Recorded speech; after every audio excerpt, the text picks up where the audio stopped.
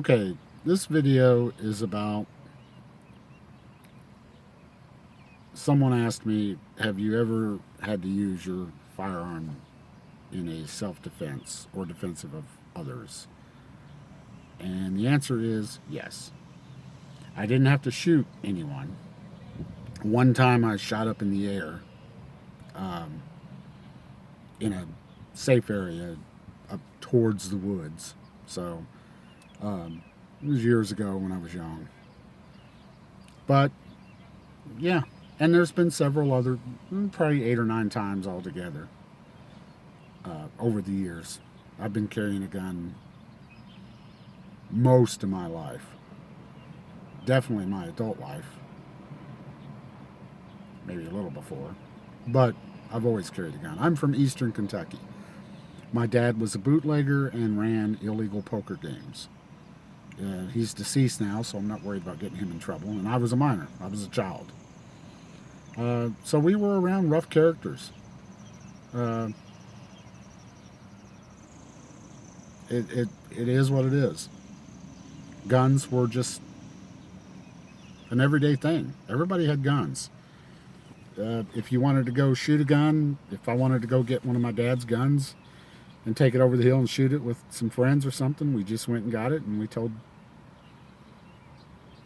our parents, hey, I'm going to take a gun behind the woods and go shoot. Okay, be careful. It's just commonplace.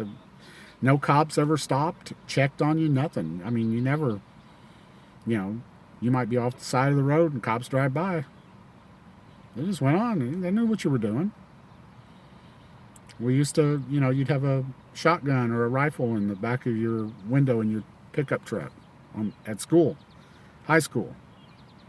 Nobody thought anything about it. It was no big deal.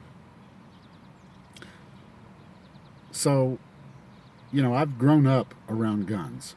And yes, I have used them in a self-defense. One time I was coming back from school, and it was at night. It was dark.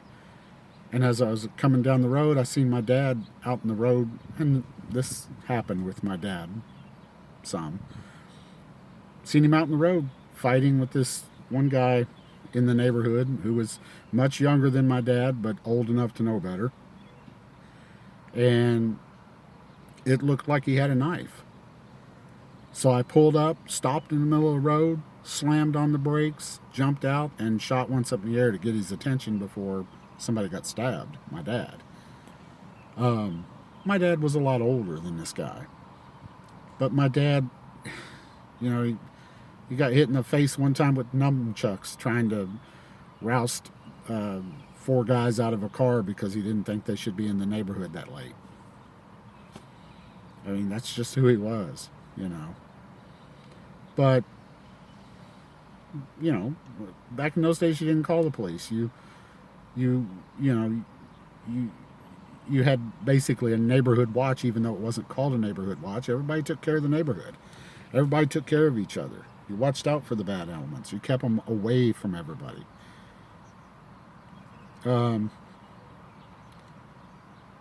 Another time, I seen a girl. I was driving down the road, and I noticed people kept stopping and looking down this alley, and then they'd go on. And I was like, well, what the hell? So when I got up there, I looked down there to see what they were all looking at. It was some guy. There was a car parked in the middle of the road, someone behind the driver's seat, and another guy forcing this young, beautiful girl in the back seat, trying to force it. She was fighting like hell.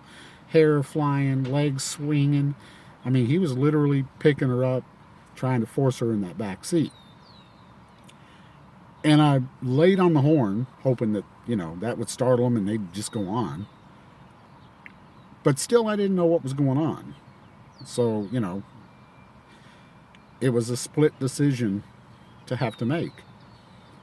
And a split-second decision to have to make. So, I decided I couldn't just go on. Because I would never know what happened to this girl.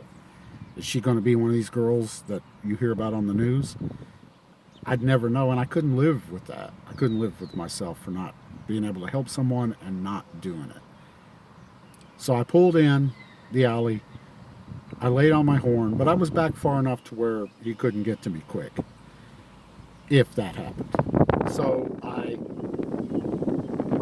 he forced her in, and then he turned towards me and started walking towards me, screaming, you know, what are you going to do? What are you going to do? Or something like that. So I jump out and I pull my pistol on him. Stops him dead in his tracks.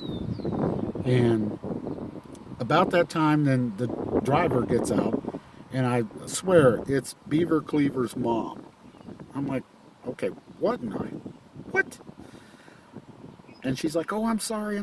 We're trying to get my daughter, making her go to rehab or something like that. I don't know. So then I have them get the daughter out. She's like 20, 22, 5, something like that. Beautiful young girl. The dude that's forcing her in the back seat just looks skanky as he could be. Apparently he's like a brother or something. And she gets out, and I make her tell me she's okay.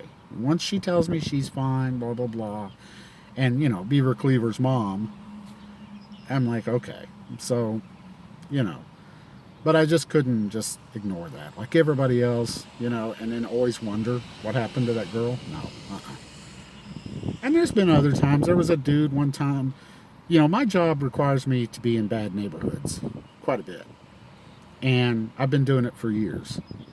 And one time in particular, I remember I'm at a gas station. It's late at night, early morning. I don't remember which. But this dude pulls up in an Escalade with the wheels that spin, the $2,000 wheels or whatever they cost. Brand new Escalade. He gets out and he's trying to get me to give him $2 for gas. $2. I'm not giving this dude money. I work hard for my money. I'm not giving away my money. And I'm like, oh, I'm sorry, man. I'm not, I don't have any cash. Blah, blah, blah, blah, blah, blah.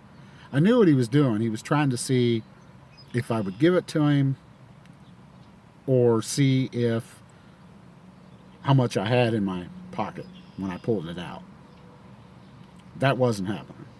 He kept on and on and on, kept coming closer. Finally, I told him, I put my hand out and I said, look, you need to back off. Keep your distance. And then he starts getting mad and agitated and saying a bunch of stuff and, all this. And he gets too close. And I just reach up under my shirt and put my hand on my pistol, ready to draw it.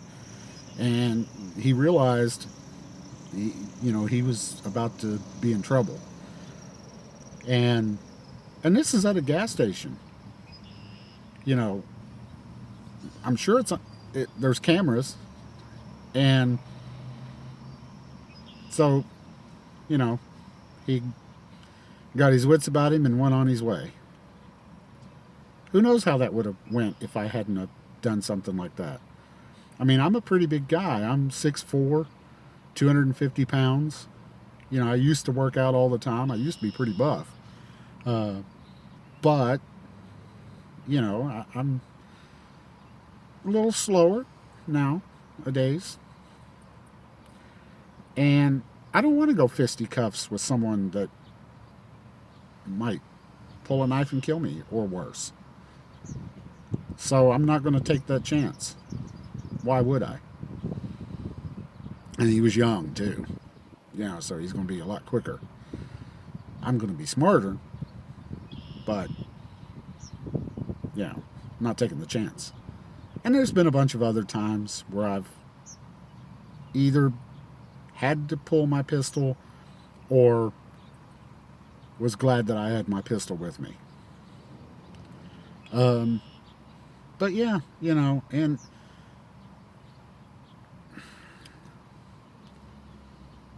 a firearm is a very dangerous tool, but it's something to be, you have to train with it. If you're going to carry a gun, learn how to use it, train with it. If you can afford to go get training, go get training. If you can't, at least There's a lot of YouTube people on there, and there's good ones and bad ones. There's people you clearly know what they're talking about. Ex-military people. Not that the military really trains you very well. I was in the National Guard for not 8 years, a little over 8, just because of my reenlistment. Never touched a pistol. We trained some on the M16, M60, and a few other things, but and I was a combat engineer, so I was in the combat arms. I was a 12 Bravo, but you don't get that much training. That's not where you're going to learn. You know, the guys like Jacko Willink and other ones, a lot of the YouTube people, they were ex Special Forces, Navy SEALs, etc. The Warrior Poet, they have a lot of training. They're a lot of years and a lot of training in pistols and the combat arms and things like that. They're good sources to watch. If you join the Army and you're in for 4, 6, 7, 8 years combat arms, you're not going to get that much training. You're going to have to take it upon yourself. Just because you were in the military, Army, Marines, whatever, doesn't mean you know anything about guns. I talked to a lot of people who were in the Army, just like I was, Army National Guard, and we didn't even really like M16s because you had to clean them. It wasn't no fun. Now I love cleaning my AR. I have a DDM-4A1 Daniel Defense. I love that rifle. I clean it all the time. But yeah, you have to and learn about concealed carry. I mean, like right now, I'm carrying my Glock 19 appendix. But know your pistol, clean it, maintain it, practice with it. Lots of practice. I try to go at least once a month, usually a couple times a month, but at least once a month, and practice. And I'm always learning. If you're going to carry a pistol, it's a extreme responsibility and safety. Safety is the number one thing. Learn the 4 basic safety rules, and if you do violate any of them, which you probably will, hopefully it's at the range while you're pointing downrange and you accidentally squeeze that trigger before you meant to. But you will have a negligent discharge. So if you're practicing the 4 basic safety rules and you violate all but one, at least nobody's going to get killed that day. But yeah, I have used my pistol. I don't think I've ever used a rifle or shotgun or anything like that in self-defense. But handgun, yeah. I've had guns since I was a kid. But thank you very much. Don't forget to like, share, and subscribe. And just practice. Enjoy the sport. Or, hobby. Whatever you want to call it. Thank you.